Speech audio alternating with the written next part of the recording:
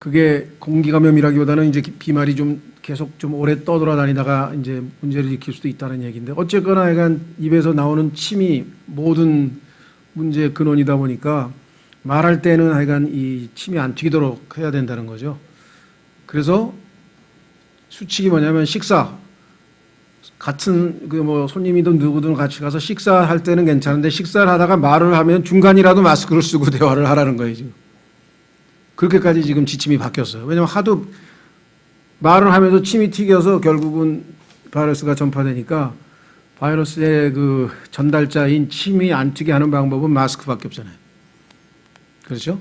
예, 그 브라질 대통령도 마스크 안 쓰고 폼 잡다가 지금 걸려가지고 지금 이 양성 반응이 나왔죠. 유럽, 미국, 특히 미국하고 이쪽은 거의 지금 마스크를 다 안 쓰고 하기 때문에, 그런 면에서는 정말 고집이라 그럴까요? 자신들의 문화에 이 마스크 쓴다는 것이 굉장히 아마 참 거북스러운 문화이고, 이 뭐랄까요, 자기를 숨기고 뭐 강도라든가 뭐 이런 사람들, 그런 사람들이 마스크를 쓰다 보니까 그게 이미지가 안 좋아서 그랬는지 모르지만, 지금은 모든 그 바이러스의 제일 많이 전파하는 게 지금 소위 말하면 침으로 튀겨서 전파되는 거잖아요. 그 마스크만 해도 얼마나 이 안에서 다 차단되겠어요, 그렇죠? 예, 그래서 저도 하여간 지금 그 뭡니까, 이 비교적 이 공기 소통이 잘 되는 마스크를 하나 구해가지고 오늘 한번 시범으로 해보고, 주일날도 지금 제가 이 마스크를 쓴 채로 설교를 하려고 합니다.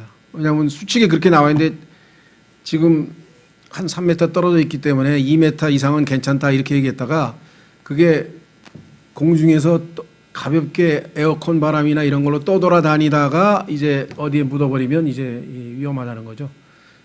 예, 그래서 약간 비말을 가능하면 뿜지 않는 게 현재로서는 최적의 예방책이고, 불편하더라도, 그렇죠? 예, 불편하더라도 우리가 혼자서 뭐 야외 다닐 때나 길거리 다닐 때는 뭐 마스크 벗고 다녀도 아무 문제 안 되지만, 이 지하철 탈 때라든가 또 누군가하고 얘기할 때라든가 일단 하니까 반드시 마스크를 쓰고, 특히 제일 보니까 잘 지키다가 밥 먹을 때 보니까 다 밥을 먹는 중간에 마스크 쓰고 얘기할 수는 없으니까 밥을 먹다가 얘기를 하더라고요. 거기에서 다들 이제 문제가 생기는 거예요.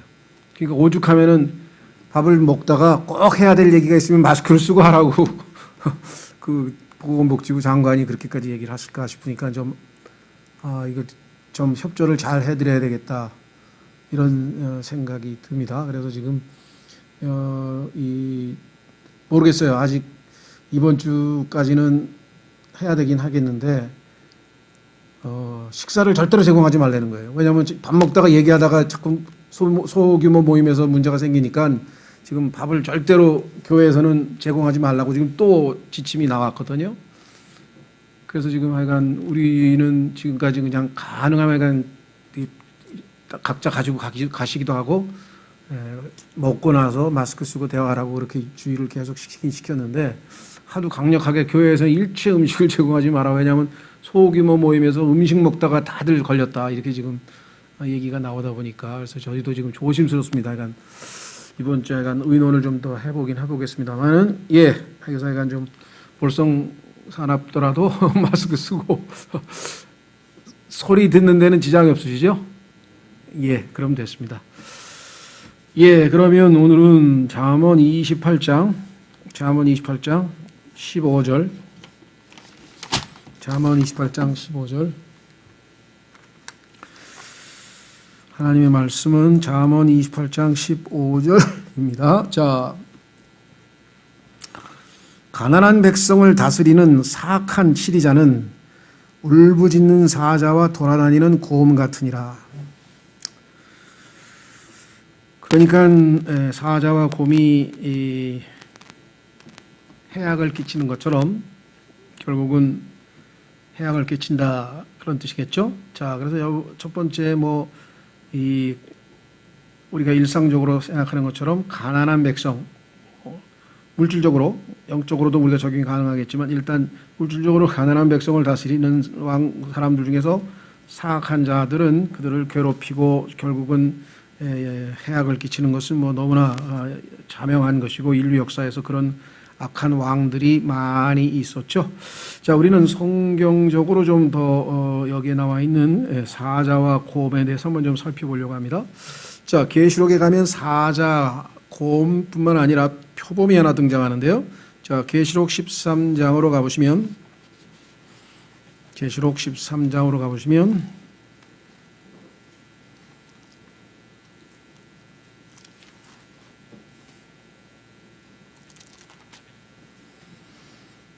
계시록 13장에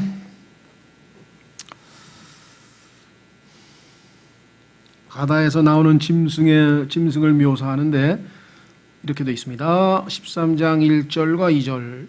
내가 바다의 모래 위에 서서 보니 바다에서 7머리와 10뿔을 가진 한 짐승이 일어나더라. 그의 뿔들 위에는 10개의 관이 있고 그의 머리들 위에는 신성모독하는 이름이 있더라. 내가 본 그 짐승은 표범과 비슷하고 그의 발은 곰의 발 같으며 그의 입은 사자의 입 같은데 용이 자기의 권능과 자기의 자리와 큰 권세를 그에게 주었더라. 자, 그러니까 한 짐승인데 그 짐승이 세 가지 특징을 가지고 있어요. 표범, 그 다음에 곰, 그 다음에 사자 이렇게 되죠. 근데 오늘 우리가 읽은 그 악한 사악한 그 압제자 정치자는 뭐라고 되어 있냐면은 사자와 곰 얘기가 나왔네요. 그렇죠? 자, 반면에 또 다른 곳에 가면은 표범과 사자 이렇게 해서 이 세 가지 짐승이 번갈아 가면서 비유적으로 많이 등장하는데 이에 대해서는 욥기 40장에 가시면은 비히못이라고 하는 아주 영적인 독특한 짐승에 대해서 하나님께서 언급을 하시는 장면이 나옵니다. 한번 확인해 보겠습니다. 욥기 40장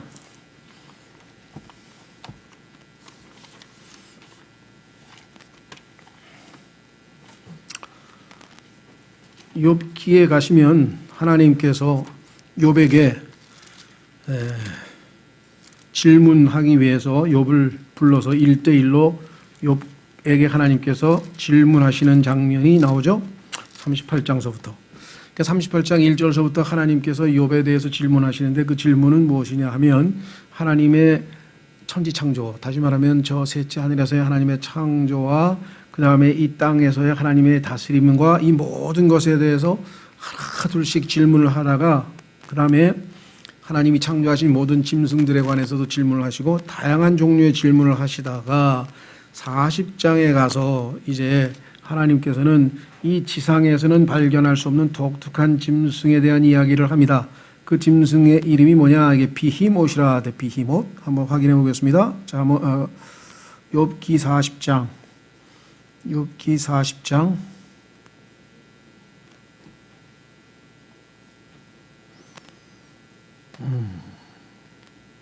15절.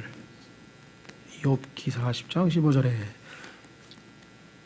이제 내가 너를 만들 때 함께 만든 베헤못을 보라. 그가 소처럼 풀을 먹느니라. 이제 보라, 그의 기력은 그의 허리에 있고 그의 힘은 그의 배의 배꼽에 있느니라. 그가 자기 꼬리를 백향목같이 움직이며 그의 고환의 힘줄은 서로 얽혀 있고 그의 뼈들은 강한 노동이 같으며 그의 뼈들은 쇠막대기와 같으니라. 그는 하나님의 길들 중에서 으뜸이거니와 그를 만든 이가 자신의 칼을 그에게 가까이 댈 수 있느니라. 다시 말하면 하나님이 만드신 하나님의 칼, 말씀의 칼 이외에는 이 짐승에 대해서 그 누구도 대적할 수 없는 존재다. 이게 이제 소위 말하면 아까 계시록 13장에 등장했던 표범과 사자와 곰의 특징을 지니고 있는 짐승에 대한 언급입니다. 그래서 이 베헤못이라고 하는 히브리어의 이 단어의 의미는 짐승들이라는 복수로 되어 있어요. 근데 왜 한 짐승인데 복수로 되어 있을까? 그것은 세 짐승의 특성을 가지고 있다 그랬죠. 표범과 사자와 그래서 이것은 잠언에서도 1차적으로는 이 땅에서 있는 많은 독재자들, 저 악한 통치자들에 대한 언급이 너무나 분명하지만 영적으로 보면 적그리스도가 나중에 이 땅에서 교회가 휴거된 직후에 이 땅에서 하나님의 백성, 이스라엘 백성들을 압제하고 괴롭히고 그렇죠. 그래서 그의 아주 이 사악함을 드러내는 그런 모습을 지금 15절에서 얘기했고 16절도 마찬가지겠죠. 명철이 부족한 통치자는 또한 크게 학대하는 자이거니와 이스라엘이 이 환난 기간 동안에 엄청난 학대를 당하죠. 탐욕을 미워하는 자는 자기 날들을 길게 하리라. 자, 그러니까 명철이 부족한 자는 탐욕스러운 자라는 뜻이 되겠죠. 왜냐하면 탐욕이 없는 자와 비교했으니까. 그래서 성경에 보면 주인공이 셋입니다. 창세기부터 계시록까지 성경의 주인공은 셋인데 하나는 하나님이시고요. 그렇죠? 그 다음에 인간이 있고요. 그 다음에 마귀가 있어요. 그래서 성경에 보면은 하나님에 대해서 가장 많은 것을 우리에게 계시해 주는 것이 성경이고 두 번째로는 마귀에 대한 계시가 성경에 압도적으로 많습니다. 그만큼 보이지 않지만 마귀가 이 하나님, 이 우리의 인류의 역사에 있어서의 그 주인공이죠. 그래서 일종의 삼각관계죠. 그래서 인간이 하나님께 순종하느냐 마귀에게 순종하느냐에 따라서 우리의 인류의 역사가 하나님의 복을 받는 그러한 삶이 되느냐 그렇지 못하냐 결정이 되죠. 물론 마지막에 하나님에게 반역을 했던 마귀는 불모소에서 영혼을 보내게 되는 심판을 받는데요. 그 심판은 이미 십자가에서 예수 그리스도에 의해서 선언이 됐고 이제 집행은 예수님께서 재림하셔서 마지막 천년 왕국이 끝날 때에 이제 던져지게 되겠죠. 그렇죠? 그래서 성경에 보면요. 예수 그리스도를 예표하고 있는 인물들도 많아요. 예를 들면 모세도 있고 요셉도 있고 그렇죠? 아브라함도 뭐 등등등등 예수 그리스도를 예표하고 있는 많은 인물들이 있지만 동시에 이 마귀를 예표하고 있는 인물도 많아요. 무려 18명이 나오는데 한번 들어본 적이 있는 사람들인가 한번 보세요. 카인, 님롯, 파라오, 발락, 시스라, 아비멜렉, 압살롬, 사울, 골리앗, 아합, 여로보함, 나발, 산헤드립, 느부갓네살, 하만, 솔로몬, 헤롯, 유다. 여러분 생각에는 가만히 있어봐. 나머지는 다 이해가 되는 것 같긴 한데 대부분. 그런데 이 솔로몬이 왜 거기에 들어갈까? 솔로몬은 예수 그리스도를 예표하는 인물인데 그렇죠? 솔로몬은 아주 신기한 인물이에요. 처음에 이 마음을 이방 여인들에게 빼앗겨서 우상 숭배를 하기 전까지는 솔로몬이 예수 그리스도를 예표했습니다. 그 성경에 보면은 그 당대 태평성대를 이루고 정말 대제국을 이루었을 때 천년 왕국에서 다스리실 예수 그리스도를 예표하고 있는 모습으로 나오는 것이 솔로몬인데 솔로몬이 타락해서 성경에 보니까 기록이 그가 그 한 해에 모으는 금덩어리의 숫자가 666 달란트라 이렇게 성경에 기록되는 그 순간부터 그 이후에 그의 한 행위를 보면은 전부 다 적 그리스도를 예표하는 행실로 등장하게 되죠. 그러니까 솔로몬은 일정 시기까지 예수 그리스도를 예표하는 인물로 살다가 그 이후에 나중에 여러분도 아시다시피 헛되고 헛되니 모든 것이 헛되도다 했던 그러한 마지막 순간에 이르러서는 그의 삶은 적 그리스도를 예표하는 모습으로 등장을 하죠. 자, 그래서 이 적 그리스도는 성경에 보니까 탐욕스러운 자로 여기 나왔죠. 탐욕을 미워하는 자가 아니고 탐욕을 좋아하는 자죠. 그러니까 16절에 명철이 부족한 자가 됐고요. 자, 이 탐욕이라고 하는 건 성경에서 의외로 우리가 좀 조심해야 되는데요. 왜냐? 예수 그리스도께서 마가복음에서 사람의 마음속에 있는 13가지를 지칭을 하셨는데 그 13가지 중에 들어있는 것 중에 탐욕이 들어가 있고요. 그 다음에 로마서 1장에 이방인들의 죄악들이 쭉 열거되어 있는데 거기에도 핵심 가운데 탐욕이 들어가 있습니다.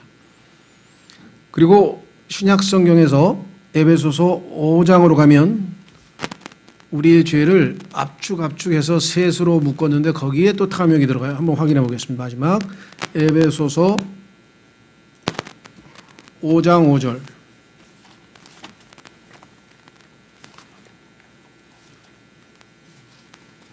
에베소서 5장 5절.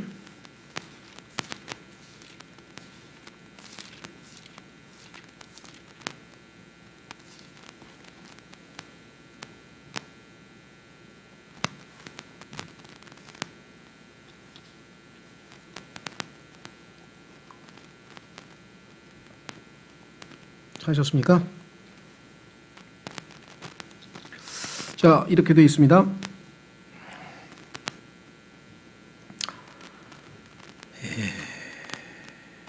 3절부터 보면 되겠네요. 3절부터 오직 음행과 모든 부정한 것과 혹은 여기 나와있네. 탐욕은 너희 가운데서 한 번이라도 그 이름조차 부르지 말라. 그것이 성도에게 합당하니라.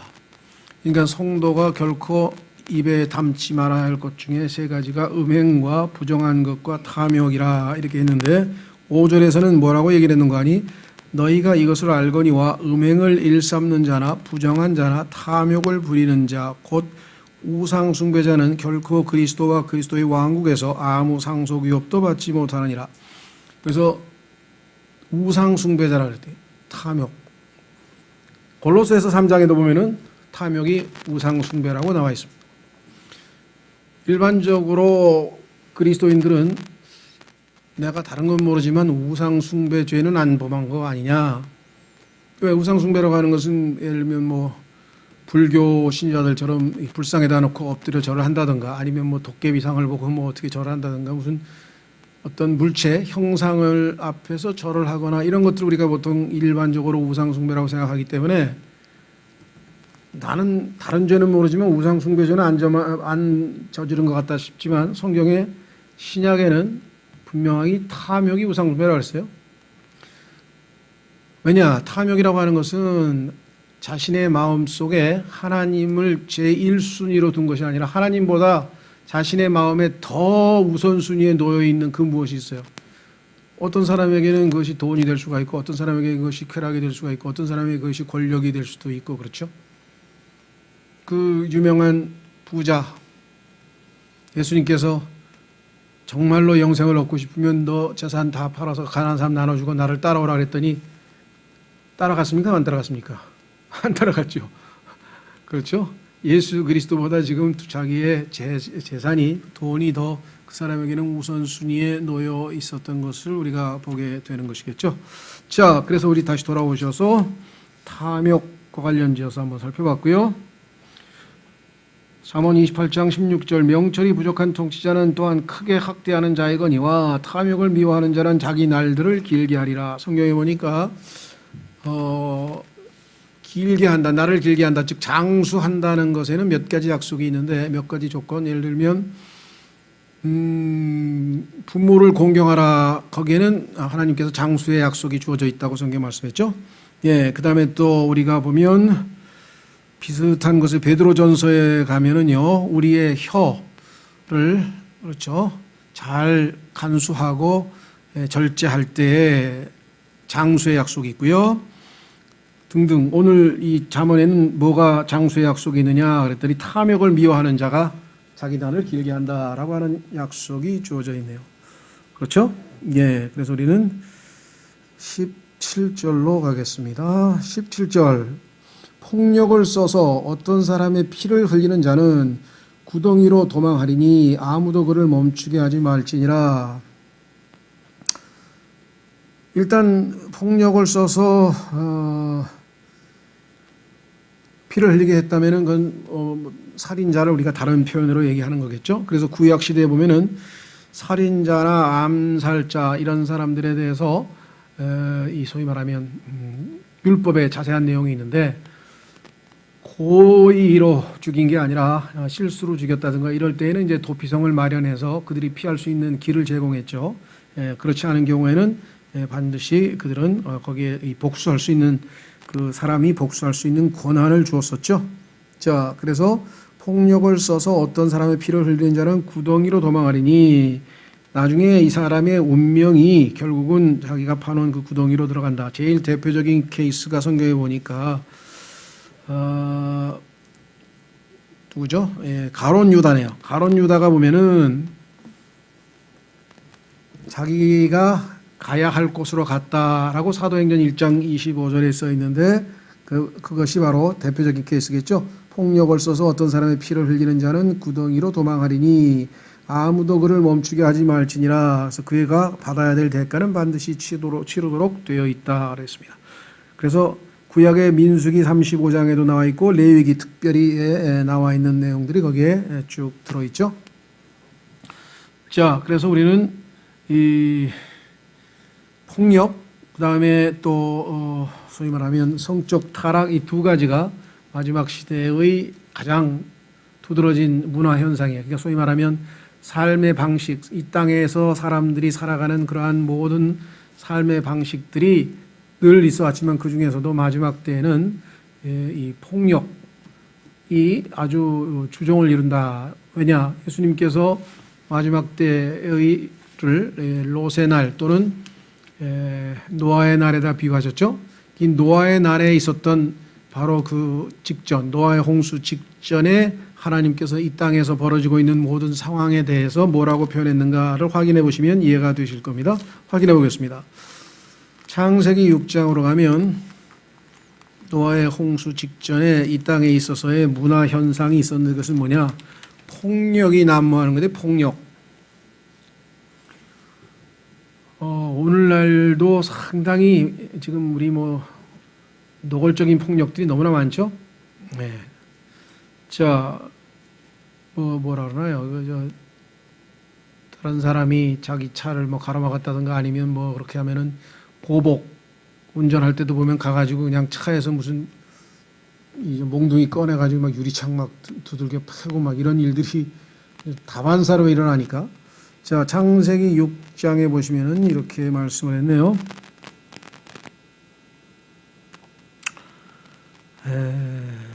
몇 장인가요?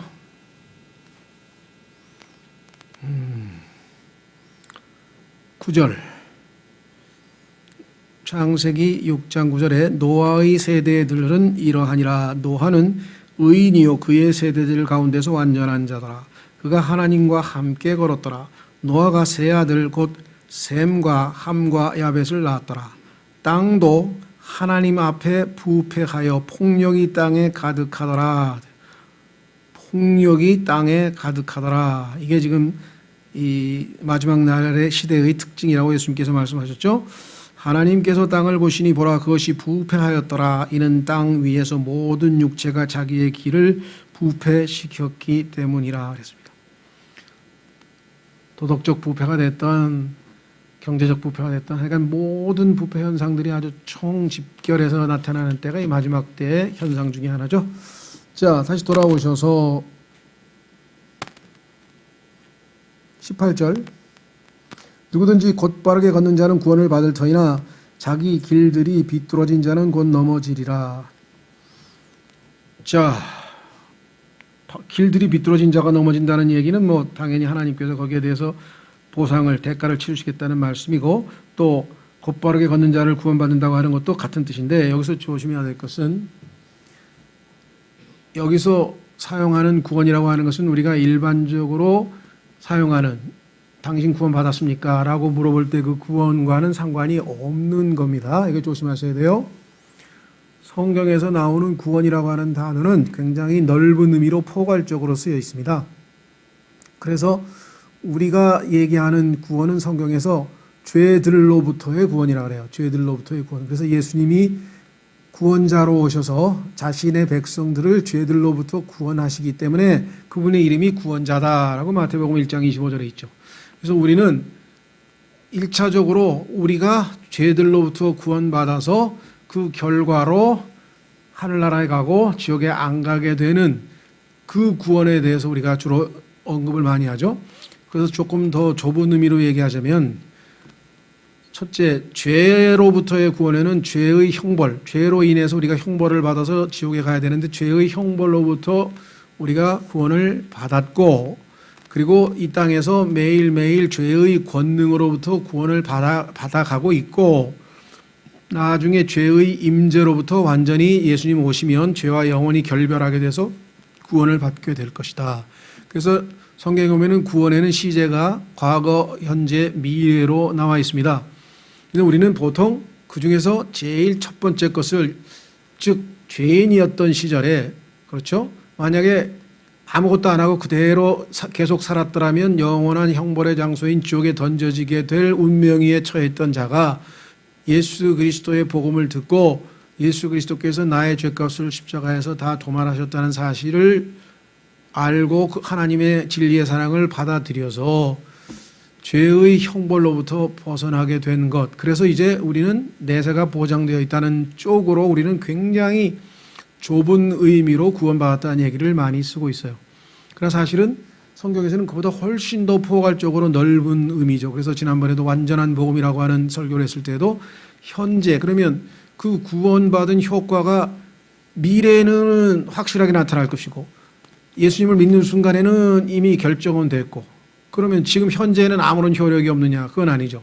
나의 순종 여하에 따라서 죄가 나를 지배하지 못하고 내가 죄를 이기고 승리하는 삶으로 하나님께 영광을 돌릴 수 있는 것, 죄의 권능으로부터의 구원이죠. 그렇죠? 이것이 우리의 숙제고. 자, 그런 의미에서 봤을 때 우리는 구원이라는 의미를 이렇게 좁혀서 많이 쓰고 있습니다. 근데 성경에 보면은 감옥으로부터 사도 바울이 감옥에 갇혀 있을 때 하나님께서 나를 구원하시기를 원하노라. 그러면 그건 지옥 얘기하고 아무 상관없잖아요. 지금 복음 전하다 감옥에 갇혔는데 하나님께서 나를 건져내달라는 얘기죠. 그렇죠. 또 이 미혹, 마귀가 우리를 잘못 미혹해서 빗나가게 하려고 할 때 부부가 기도하면서 성결한 삶을 살면 임신한 아이 여자가 그래서 미혹, 마귀의 미혹으로부터 구원받게 될 것이다 라고 디모데전서에 써 있어요. 그러면 그거는 지옥 가는 구원하고는 아무 상관없는 거죠. 그렇기 때문에 문장을 구원을 좁혀서 좁은 거 하나만 딱 알고 있으면 문장에서 문맥과 상관없이 이상한 얘기가 나올 수가 있어요. 여기서도 전혀 지금 뭐 지옥 가고 안 가고 그 이야기는 아무 상관없어요. 일상적으로 하는 거예요. 예를 들면 누구든지 곧바르게 걷는 자는 구원을 받을 터이나, 하나님 앞에서 올바르게 걸으면 그가 어떤 위험에 처했을 때도 하나님께서 구원시켜 주실 것이고 마귀의 공격으로부터도 자신을 보호해 주실 것이고 다양한 형태의 구원이 일어난다는 얘기죠. 그렇죠? 여기서 얘기하는 구원은 그런 종류의 구원을 얘기하는 거지 지옥에 안 가는 죄로부터의 구원하고는 상관이 없는 것이다 라는 것을 우리가 좀 이해를 하셔야 돼요. 그래서 구원을 너무 좁은 의미로만 쓰는 것은 아니라는 것. 그래서 성경에서 실제적으로 이 문제가 가끔 가다가 등장하는데 바로 여기도 지금 그런 거네요. 누구든지 곧바르게 걷는 자는 구원을 받을 터이나 자기 길들이 비뚤어지는 자는 곧 넘어지리라. 이것은 일반적인 우리 삶에서 얼마든지 볼 수가 있는 것이겠죠. 예를 들면 다니엘 같은 사람 뭐 정말 하나님께서 그가 올바른 삶을 사는 것에 대해서 보상하셔서 자 구출해내셨고요. 반면에 넘어진 사람은 요나 같은 사람이 있었죠. 자, 그 다음에 누굽니까? 19절. 자기 땅을 가는 자는 많은 빵을 소유하려니와 헛된 자들을 따르는 자는 궁핍이 넘치리라. 뭐 열심히 자신의 이 책무에 잘 성실하게 임하는 사람들은 거기에 대해서 경제적인 보상이 따르는 것은 뭐 당연한 거죠. 자기 땅을 가는 자는 많은 빵을 소유하려니와 뭐 영적으로도 마찬가지겠습니다. 풍성하게 주님께서 열매를 맺게 하시겠죠. 자, 반면에 헛된 자들을 따르는 자는 궁핍이 넘치느니라. 여기 헛된 자들을 따르는 자들은 궁핍이 넘치리라. 그래서 잘못된 지도자들을 따르게 될 때 생기는 문제들, 예를 들면 우리나라도 지금 마찬가지겠죠. 이 국가의 리더가 어떤 사람이냐에 따라서 한 나라의 번영이냐 아니면 한 나라가 궁핍할 것이냐가 결정이 됩니다. 그래서 특히 아프리카라든가 중남미들의 리더십을 발휘하고 있는 사람들의 그 수준을 보게 되면 야, 이런 사람들이 어떻게 대통령이 됐을까? 이런 사람들이, 그렇죠? 모르겠어요. 미국이란 나라는 왜 그랬는지 잘 모르겠는데 그 트럼프 조카가 폭로한 책에 의하면은 트럼프는 정신 수준이 3살짜리 어린애하고 똑같다고 써 있더라고요. 하여간 좀 독특한 케이스인데요. 어쨌거나 뭐 우리가 충분히 이해할 수 있죠. 그래서 정말 그 국가의 성패는 어떤 사람이 국가를 리드하고 있느냐, 특히 이 시민들이, 우리나라의 지금 일반 서민들이, 어떤 우리가 국민이라고 하는 대한민국 국민들이, 우리 국민들이 어떤 사람을 추종하느냐에 따라서 결정이 되겠죠.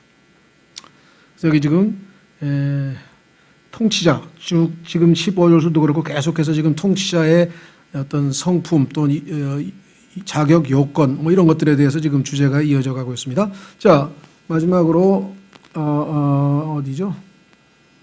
예, 20절, 21절까지 봅시다. 신실한 자는 복이 넘치려니와 속히 부자가 되려 하는 자는 무죄하지 아니하리라. 뭐 신실한 자에게 하나님께서 보상을 해주시겠다. 아브라함 같은 사람. 그런데 부자가 되는 것이 잘못된 것은 전혀 없습니다. 성경에 따르면 부자 자체가 잘못된 건 없어요. 하나님도 부자고 아브라함도 부자고, 그 문제는 올바른 방식으로 부자가 된 것이냐 아니면 여기 나와 있는 것처럼 속히 부자가 된다는 얘기는 지금 잘못된 방법을 쓴다는 거겠죠.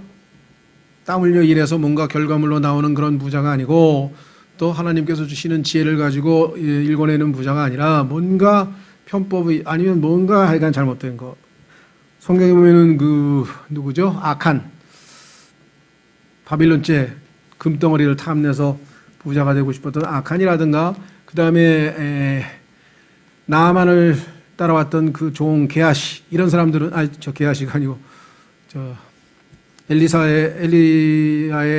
엘리사의 종인데 나아만이 가져온 그 예물에 관심이 있어서 거짓말로 그 부자가 되고 싶었던 사람들, 뭐 이런 사람들이 성경에 보면은 많이 등장하는 것을 보게 됩니다. 자, 그래서 우리는 성경에서는 부의 축적에 대해서 결코 부정적으로 얘기하지 않지만, 다만 부의 축적의 마음을 빼앗겨서 부자가 되는 것이 자신의 삶의 목표가 되어버리면은 결국은 이 우상숭배로, 다시 말해서 하나님보다 돈을 더 섬기는 쪽으로 가기 때문에 성경에서 강력하게 경고를 하고 있는 것이죠. 최선을 다해서 열심히 노력해서 하나님께서 부를 주시고 그것을 또 하나님의 영광을 위해서 사용한다면 그보다 더 좋을 게 없죠. 왜냐하면 물질이 없을 때 하나님을 위해서 할 수 있는 일이 적잖아요. 지금 현재에 봤을 때 물질이 필요하잖아요. 그런 의미에서 봤을 때 우리는 부 자체를 거부하지는 않는다는 것, 이거 조심하셔야 되겠고요. 자, 다만 옳지 못한 방식으로 부를 쟁취하려고 할 때는 반드시 거기에 문제가 생긴다는 것. 자, 그 다음에 마지막 오늘 21절, 22절도 마찬가지네요. 22절까지 보겠습니다. 사람들의 외모를 존중하는 것은 좋지 아니하니 그 사람이 빵 한 조각을 위하여 범법하리라. 급히 부자가 되려 하는 자는 악한 눈을 가졌으므로, 여기 나와 있죠. 궁핍이 자기 위에 임할 줄을 깊이 생각하지 아니하느니라. 22절은 20절과 더불어서 우리가 충분히 같은 내용이고요. 자, 여기서 사람들의 외모를 존중하는 것은 좋지 않다. 구약에서 11번, 신약에서 11번에 걸쳐서 이 외모에 대해서 하나님께서는 존중하지 아니하신다는 이야기가 반복돼서 나왔어요. 뭔가 아주 중차대한 얘기가 아니고서 이렇게 자주 반복돼서 나올 리가 없죠. 그것은 왜냐하면 이 외모라고 하는 말은 참 우리말로는 번역이 굉장히 어려워요. 이게 person이라는 단어인데, person. 야, 이거를 사람이라고 해야 되나, 인격체라고 해야 되나, 아니면 이걸 뭐라고 해야 되나. 근데 왜 갑자기 외모가 나왔을까요? 성경에 보니까 우리의 자아, 나라고 하는 자아를 내적인 자아, 우리의 내적인 자아를 했을 때는 우리의 혼이라고 합니다. 혼. 내 혼이 주를 기뻐함이 명하면서 혼이라는 얘기가 나오는데, 나는 난데 외적, 바깥에 외적인 자아를 얘기할 때는 person이라고 했는데 이걸 외모라고 그랬어요. 그러니까 외적인 자아라는 뜻이에요. 그러니까 외모란 얘기가 무슨 그냥 꼭 외모가 출중하고 정말 이 말이 틀린 말은 아니에요. 왜냐하면 외적인 자아이기 때문에 거기에도 포함되죠. 그렇죠? 외모가 출중하다 이렇게 할 때도 써요. 그런데 거기에만 쓰는 건 아니에요. 왜냐하면 그래서 성경에서 보면은 외모라고 하는 것은 1차적으로 우리의 신체, 외적인 모습에 대한 얘기고, 그런데 이 외적인 것에는 신체만 있는 게 아니라 내가 갖추고 있는 요즘 세상 사람들이 사용하는 말 중에 스펙이라는 단어가 돼요. 스펙. 자, 그 사람의 가문, 그 다음에 학력, 그 다음에 재산 정도, 그 다음에 이런 모든 것들을 외적으로 갖추고 있는 조건들 있잖아요. 그래서 어떤 경우에는 신분이라고 번역도 해요. 신분. 그렇죠? 그래서 외적으로 그가 갖추고 있는 그것들이 그 사람을 판단하는 기준이 돼서는 안 된다는 거죠. 하나님은 항상 마음의 중심을 보시기 때문에. 그렇죠? 그런데 사람들은 외적인 걸 보잖아요. 그렇죠? 예. 뭐 남자들은 여자들의 뭐 외모를 본다든가 아니면 무슨 여자들은 남자들의 직업을 본다든가 뭐 이런 것들에 근거해서 판단을 내리는데 그것은 조심해야 된다. 잘못됐다. 이렇게 지금 얘기를 했는데 인간은 거기에서 벗어나기가 쉽지가 않습니다. 그래서 항상 지금 문제가 되잖아요. 딱 그런 조건들을 잘 갖추고 있는 것을 먼저 따지죠. 그렇죠? 예. 이 세상에서는. 근데 하나님께서는 그것이 뭐라 그랬습니까? 예, 외모를 존중하는 것이 좋지 아니하니라. 저 사람은 그래도 교육도 받았고 가문도 괜찮고 그러니까 설마 그런 짓을 하겠어? 근데 알고 보면 그런 짓을 한다는 거죠. 왜? 아담은 똑같기 때문에. 여기 나와 있잖아요. 뭐라고 그랬습니까? 그 사람이 빵 한 조각을 위하여 범법하리니. 자기의 목숨이 걸려 있으면요, 이렇게 겉보기에는 그 그럴싸한 여러 가지 조건을 갖추고 있는 신분이 굉장히 높은 사람도 그렇죠. 예, 아주 유치한 일 하나 가지고선도 그냥 이렇게 다투고 그런다. 목숨이 걸렸을 때는. 그래서 인간은 외모로 판단할 수가 없다는 것이죠. 하나님 앞에서 그가 어떠한 자세로 하나님을 신뢰하느냐 이런 내적인 우리의 이 모습이 더 중요하다. 사실 그것 우리가 쉽게 판단하기가 어렵기 때문에 우리가 지혜를 구하고 그래야 되겠죠. 자, 그래서 성경에 보면은 인간이 극한적으로 어떤 일까지 하냐. 이제 환란 때가 돼서 이스라엘 백성들이 아주 극한의 핍박과 어려움을 겪게 됐을 때 그들이 저지른 정말 하는 짓을 보면 유순한, 다시 말해서 아주 사람마다 좀 있죠. 여자들도 성격이 강한, 그래서 좀 표현이 그렇습니다만 독한 여자가 있고 순한 여자가 있는데 순한 여자가 자기 자식을 삶아먹는다 그랬어요. 독한 여자가 자기 자식 삶아먹는다면 그렇다고 치고 성경에서는 순한 여자인데도 지금 당장 목숨이 경각에 달려 있어서 정말 굶주림이면 인간은 자기 자식도 삶아먹을 정도로밖에 수준이 안 되는 게 인간이라는 거죠. 인간의 그 처참한 모습. 자, 그래서 우리는 오늘 22절도 아까 20절과 연관해서 말씀을 드렸고요. 급히 부자가 되려 하는 자는 악한 눈을 가졌으므로 궁핍이 자기 위에 임할 줄을 깊이 생각하지 아니하느니라. 오늘날 우리 시대에는 보니까 이 다른 것보다도 이 금융사기가 왜 이렇게 많은지 모르겠어요. 그렇죠? 그런데도 그렇게 그 속아 넘어가가지고 거기다 돈을 대는 사람도 그렇게 또 많은 것 같아요. 보니까. 좀 안타깝죠? 예. 저희가,